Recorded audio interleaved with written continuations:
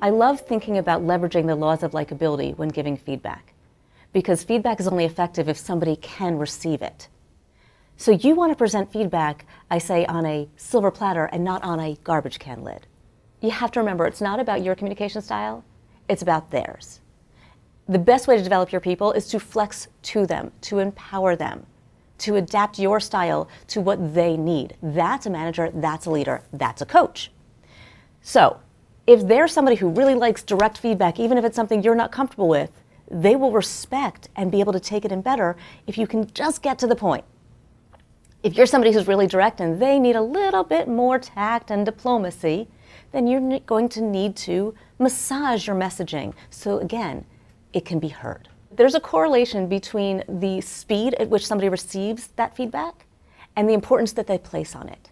When you delay feedback, you delay the value you're placing on it.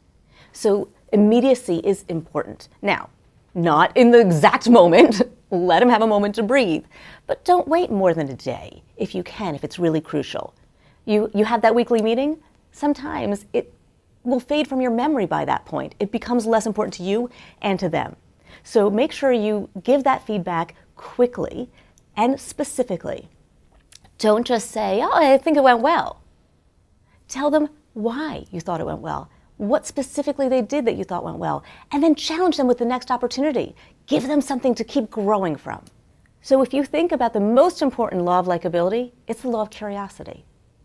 And I have a model that you can walk through any challenging or feedback conversation that will leverage these laws of likability, starting with curiosity.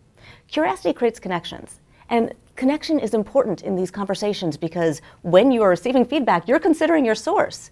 And when you don't value, trust, or like the source, then you might not be really willing to take that information in. So the model is 4 parts: ask, elaborate, empower, collaborate. Ask is going to leverage that law of curiosity. Start with a question and make sure that question is open-ended. It's not, do you think that went well?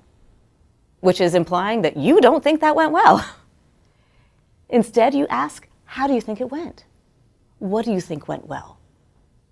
What do you think could have gone better? And get them talking. That's the key to opening up a feedback conversation, is to get the information from them. It actually makes it easier on you as a manager because you see where they're at, what they already know. They're bringing information in the room and you can determine, oh, we're about on the same page, or we have completely different views of the situation. And that will help kind of tweak the information that you need to bring into the room. Oftentimes people are much harder on themselves than you will ever be on them. The next law of likability is the most important thing. You have to listen. So listen for the understanding, listen for the concern, listen for a different view, an interpretation of the situation. Because we know we're coming in with a belief about what happened, we need to try to check that assumption at the door and listen for other possibilities, other narratives. All right, so we've asked, we've listened, now it's your turn as the manager. Ask, elaborate.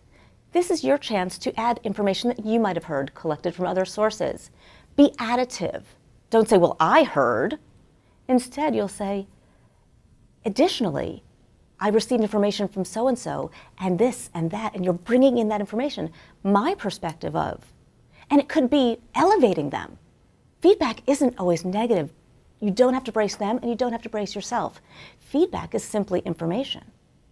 And it's information that you want to make somebody able to use and put into action. So that is the first half of the conversation. Before you move on to the second half, what I want you to think about are root causes. What are the root causes and the reasons that it went so well? What are the root causes and the reasons that it didn't go so well? Is there something that's underlying that can help us in the second half of this conversation where we're looking for the solutions? Did you not have training? Did you not have authority? Did you not have budget? What happened? Let's evaluate that before we move on. Now, you're going to throw it back to the other person. You're going to empower them. Get them to throw the ideas out of what they think the next step should be. So, what would you do differently next time? Or how do you think we can move forward from here? Are great questions to start the empower phase.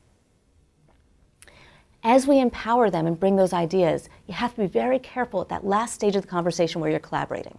Because as the manager, as the leader, when you put your idea out there, they're just going to defer. So build off of their ideas. I love that. I think in addition, you could also do this, or maybe even switch the order. What do you think? The collaboration isn't a dictation. The collaboration is the exchange. Now, another key thing that can happen in that last phase of the feedback, especially when things might not have gone the way that you wanted, is to leverage the law of similarity. By sharing an experience that you went through that might be similar to what they're experiencing, you create a teachable moment. You build trust. When you're vulnerable with your employees, you actually increase your credibility. So remember, vulnerability is not about weakness. It's about openness. So share the story of how when things didn't go so well for you, what you did, what you learned, how it went, and let them know it's okay. We all make mistakes and we can still get to the positions that you're in. And the last thing to remember is the law of likability called mood memory. Because if they walk away from that conversation not feeling good, they're going to want to throw out all the information that they've received. So mood memory is that people remember more how you make them feel than anything that you said. So ensure that you are being action-oriented. Feedback is not about berating somebody or punishing. We focus on the past to make a plan for the future. That's feedback.